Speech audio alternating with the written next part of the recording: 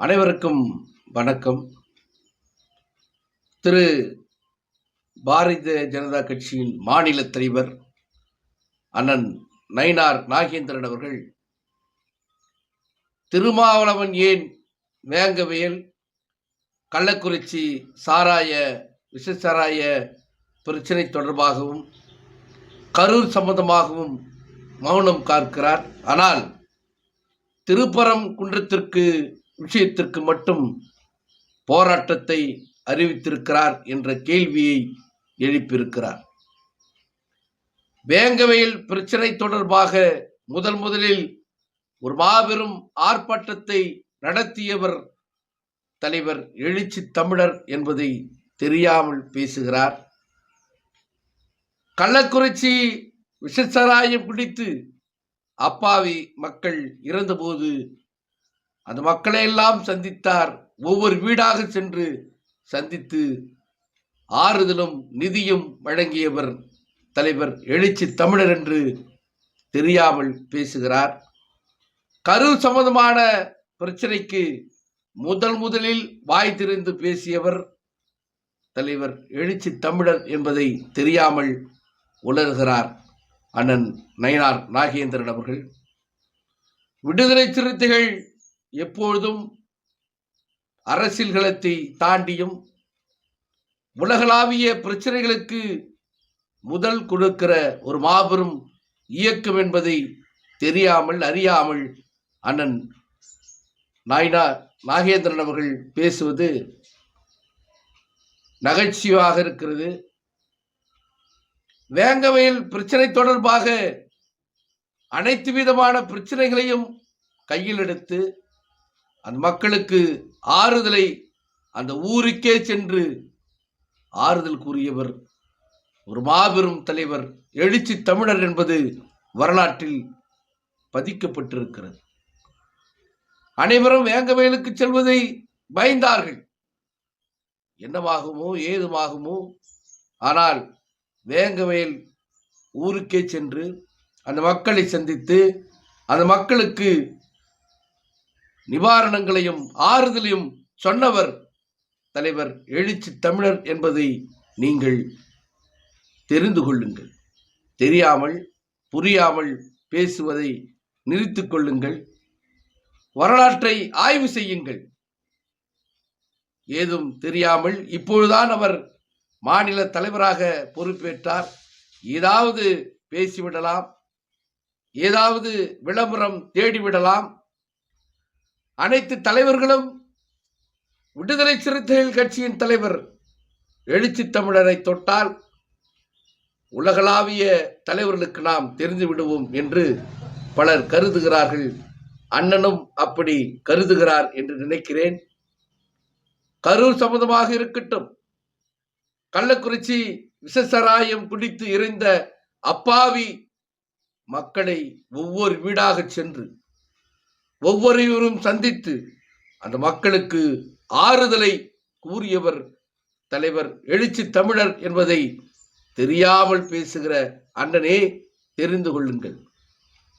மரக்காணத்தில் விஷசாராயம் பிடித்து இறந்தார்களே, அவர்களின் வீட்டிற்கும் சென்று அனைவரையும் சந்தித்து ஆறுதலையும் நிதியும் வழங்கியவர் தலைவர் எழுச்சி தமிழர் என்பதை புரிந்து கொள்ளுங்கள்.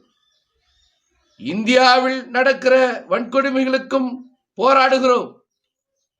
உலகளாவிய ஏகாதிபத்திய வன்கொடுமைகளுக்கும் விடுதலை சிறுத்தைகள் போராடுகிறது என்பதை நீங்கள் அறிவீர்கள்.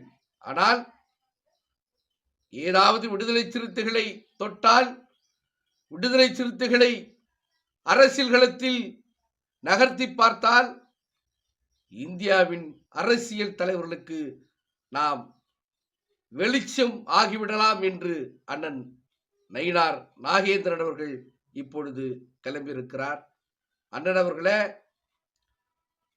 நீங்கள் புரிந்து கொள்ளுங்கள், தெரிந்து கொள்ளுங்கள். உங்களை நாங்கள் அறிந்திருக்கிறோம். ஆனால் இப்படி நீங்கள் பேசுவதை நிறுத்துங்கள்.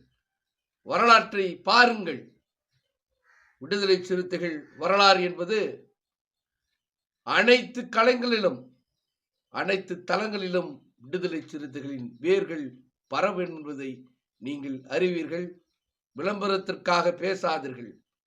வேங்கவேல் தொடர்பாக இருக்கட்டும், கள்ளக்குறிச்சி சம்பந்தமாக இருக்கட்டும், கரூர் சம்பந்தமாக இருக்கட்டும், இன்று தமிழகத்தில் வன்கொடுமைகள் எங்கெல்லாம் நடக்கிறதோ அது எந்த சமூகமாக இருந்தாலும் முதல் குரலாக முதல் நபராக தலைவர் எழுச்சி தமிழர் அவர்கள் இருக்கிறார், பேசுகிறார், அந்த களத்திற்கு செல்கிறார் என்றால் இன்று தமிழகத்தில் ஒரு தவிர்க்க முடியாத, இந்திய அளவில் அரசியல் களத்தில் ஒரு தவிர்க்க முடியாத தலைவராக திகழ்கிறார் என்றால் அதை ஒற்றை மனிதன், ஒற்றை ஆளுமை, ஓய்வின்றி உழைத்து வரும் தலைவர் எழுச்சி தமிழர் மட்டும்தான்.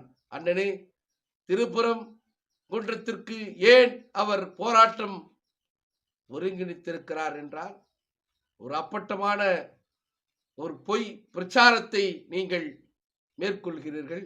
அதை கண்டிக்காமல் சென்றுவிட முடியுமா?